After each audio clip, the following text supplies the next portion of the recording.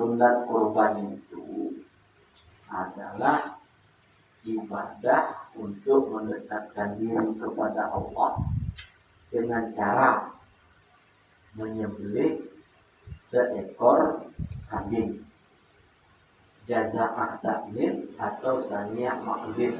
Ini istilahnya. Jaza'ah takmin itu adalah kambing domba yang berumur setahun masuk 2, atau saniyah ma'zin kambing biasa yang genap 2 tahun masuk tahun ketiga.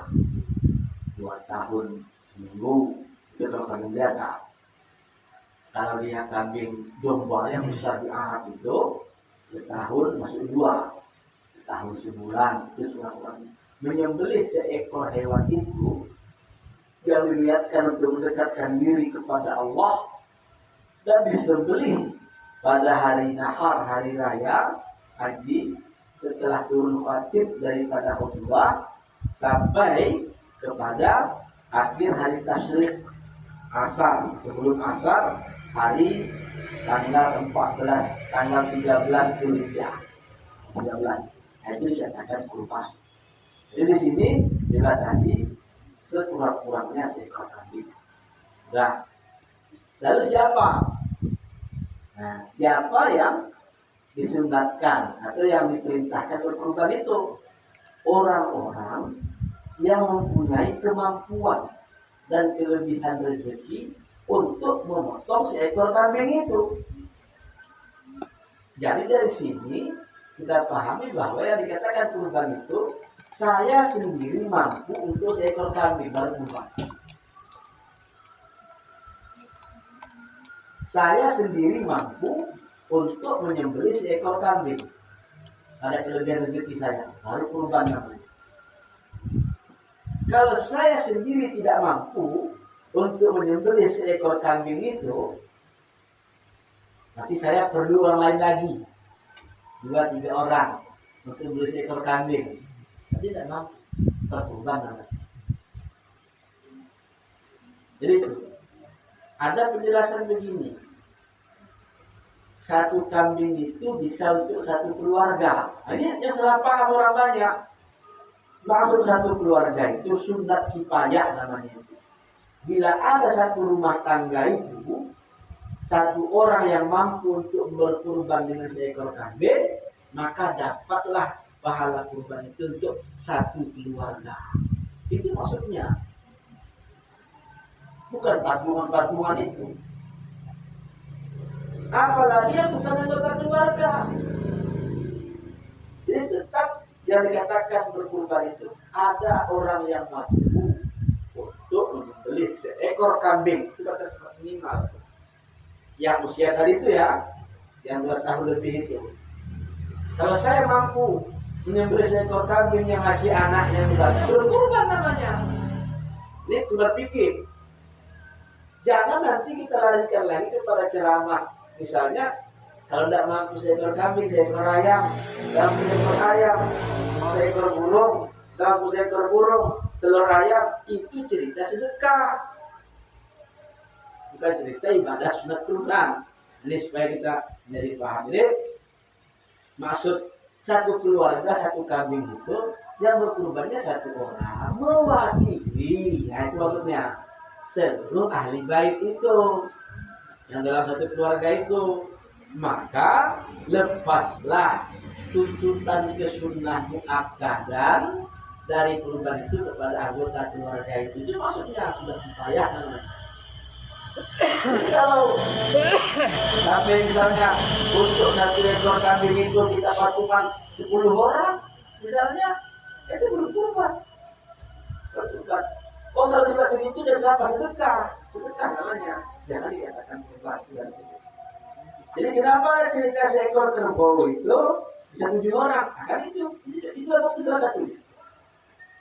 Boleh bersirkah, berkongsi 7 orang korban dalam seekor sapi atau kerbau atau onta. Karena di satu kerbau itu dinilaikannya 7 kambing. Kalau bolehlah patungan kambing seekor kambing 10 orang, maka sungguh bolehlah satu kerbau itu 70 orang. Ya ternyata kan, cuma 7 orang kan, satu kerbau. Berarti menunjukkan satu orang seekor kambing kekuatannya. Ini makanya. Itu bukti. Jadi siapa yang punya kelapangan, itu kata Rasulullah, untuk berkurban. Jadi harus kita kaitkan terus untuk berkurban berarti untuk menyembelih seekor kambing. Maksudnya bukan menyembelih seperempat kambing, bukan menyembelih seperlima kambing, tapi itu untuk karena jadi katakan kurban menyembelih yang gitu kan, seekor kambing jaza'an dhamir atau syariah makasih. Jadi kalau patungan-patungan ya jadi sedekah dia boleh. Nah, karena kebetulan disembelihnya itu di hari raya haji, orang sebut kurban. Jadi kalau kita sebut sedekah, sedekah saja sebut. Ya, menurut saya gini, jangan mengaburkan hukum. Jadi pembagiannya itu sama misalkan dia sama-sama satu itu. Ini yang mana nih Bang? Yang kurban atau yang sedekah tadi? Yang sedekah tadi kan digabung sama apa? Kalau bercampur lah apa dia? Nah, sedekah dia salah. Cuman yang hati-hati nanti, nah, kurban itu kan ada 2 macam dia. Ada kurban wajib, kurban nazar. Ada kurban sunat dan kurban nazar. Ini yang harus kita beda-bedakan. Kalau kita beda sebutan, beda hukumnya. Kalau disebut sebagai nazar, jadi disebut tanpa pakai sunat, jadi ada nazar. Berarti nasi kurbannya tidak boleh menikmati sedikit pun dari daging kurbannya. Tapi kalau dia masih kategori sunat, bagaimana? Yang dikatakan kurban kategori sunat, ya dia tidak menyebutkan itu nazar. Atau dalam penyebutannya dia menambah kata-kata sunat. Itu sunat namanya. Makanya sunat dia makan. Sunat dia makan. Jadi harus jadi kita bedakan. Kurban nazar wajib, kurban sunat, jadi wajib.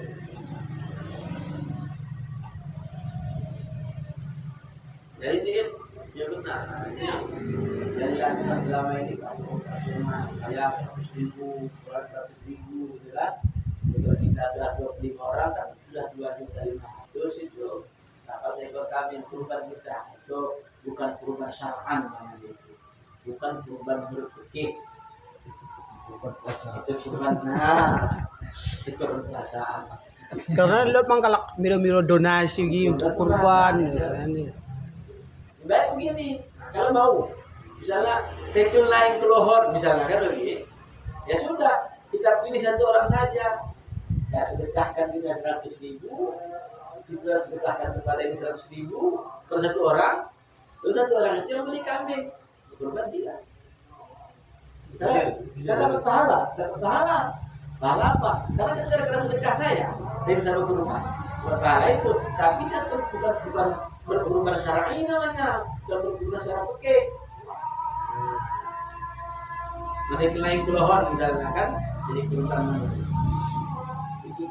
dibuat helah, dibuat trik, nah setelah fikih itu. arisan dan itu. Boleh, buat arisan dan masalah. Nah, ini saya, besok pulang. Jadi kalau kita 20 orang, 20 tahun ke depan.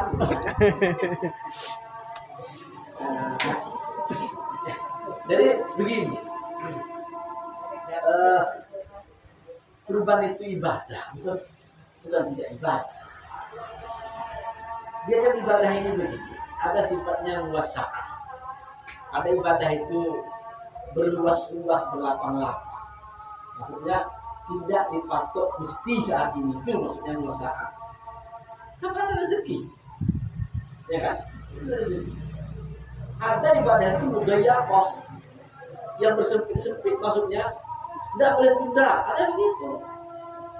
Jadi begini, saya punya hutang, rezeki saya ada lebih, kemana saya buat? Ya hutang dulu. Hutang ini mudayaqah. kewajiban yang sempit yang harus dibayar saat itu juga. Kurban ini muasa'ah, jadi beda. Maka sama seperti haji. Haji itu muasa'ah, makanya dia cuma wajib sekali seumur hidup. Dan syarat untuk wajibnya haji itu kan agak ringan, misalnya begini, ringannya maksudnya begini. Ada saja gangguan di jalan, itu sudah menjadi penyebab tidak wajib haji. Tapi kalau sholat, adakah menjadi penyebab tidak aman di jalan sehingga kewajiban sholat gugur? Kan enggak. Makanya sholat ada pilihan. Kalau tidak sanggup begini, boleh begini, kan itu menunjukkan sholat itu namanya ibadah mudhayyaqah, ibadah yang apa namanya agak disempitkan kesempatannya, maksudnya tidak bebas, mesti ya mudhayyaqah. Kalau haji itu masalah aman di jalan, ada belanja, pulang pergi, ada belanja keluarga ditinggalkan. Kan dia begini, setiap ibadah yang syaratnya banyak itu masalah namanya.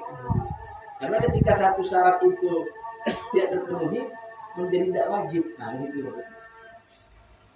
Makanya teringat dulu ketika dua orang ulama besar Aceh itu berjumpa. Ya, waktu itu masalah suntik ini, vaksin meningitis. Yang saat itu tersiar kabar terbuat dari zat apa itu kan. Kata waktu itu kenapa? Tidak wajib haji. Kenapa? Itu mudah. Masa disuntik kita habis banget. Tidak aman. Tidak aman itu tubuh. Ketika tidak aman itu tubuh, itu sama seperti tidak aman di perjalanan kita tubuh. Tidak wajib haji. Yang terlalu pantel waktu itu, Ibrahim Qadar, haji tidak lupa. Karena kita tidak ada terima masuk ke Arab Saudi, kalau tidak ada sertifikat itu sudah divaksin. Jadi wajib, karena kita melaksanakan wajib, terhalang wajib kita gara-gara ini, maka dapat mesti dilakukan. Tidak terima kalau ini. Karena haji itu muasa'ah. Nah, jadi ini. Jadi kurban itu juga begitu. Makanalah usaha katanya. Dia punya adalah ini mohon maaf ya. Anak kita menuntut ilmu kan wajib. Dosa kita kalau anak tidak menuntut ilmu. Lalu anak kita ini terus belajar. Ada rezeki kita. Kita berkurang. Tidak habis. Karena kewajiban untuk anak untuk ilmu itu mudhayyaqah, wajib mesti. Berat kita dosanya. Jadi maksud saya ini memang semangatnya kita beribadah itu juga dengan ilmu. Nah ini maksudnya. Kalau tidak dengan ilmu bahaya. Namanya membalik buta. Jadi bukan maksud saya melemahkan semangat ya. Nah, jadi kita punya hutang. Walaupun hutang tempo, maksudnya belum ada tempo hutang kita itu. Ada di sini kita 2 juta. Jadi saya bayar hutang ini, kan belum saat bayar nih ceritanya, belum ada tempo misalnya. Atau saya kurban ini, ini sudah lepaskan kewajiban dulu bayar hutang ini, walaupun tempo belum jadi. Jadi khawatirnya kita tidak itu. Yang juga nanti tidak ada lagi mukhlisin ala kufri. Nah, kan bahaya.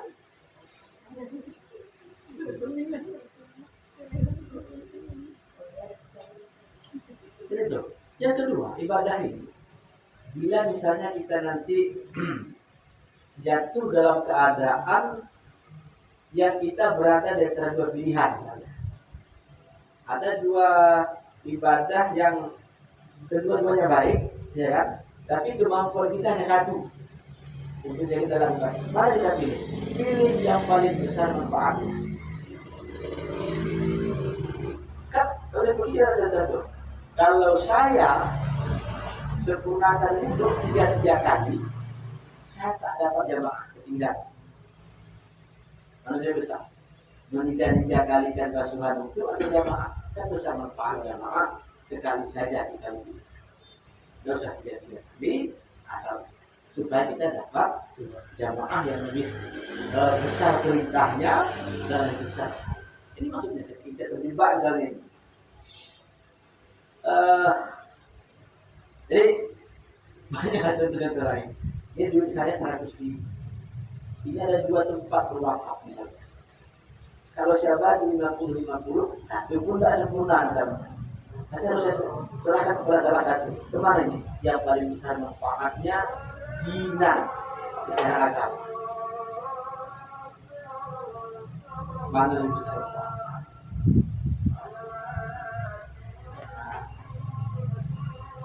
Atau contoh begini, ini ada duit kita hanya 20.000. Yang minta sedekah ada 2 orang. Yang satu orang ini kalau tak makan dia sekarang mati. Yang satu orang lagi ini tahan 1 jam lagi. Walaupun nanti 1 jam itu akan mati juga misalnya. Berikan kepada yang akan mati saat itu. Nah kan, jadi besar dari itu. Nah, efek menghilangkan mudaratnya kan. Jadi begitu. Dalam fikih itu begitu. Ya, ada pandangan masalih dan maksud. Ada pandangan aqsamuhum nafa'an, yang paling besar manfaat.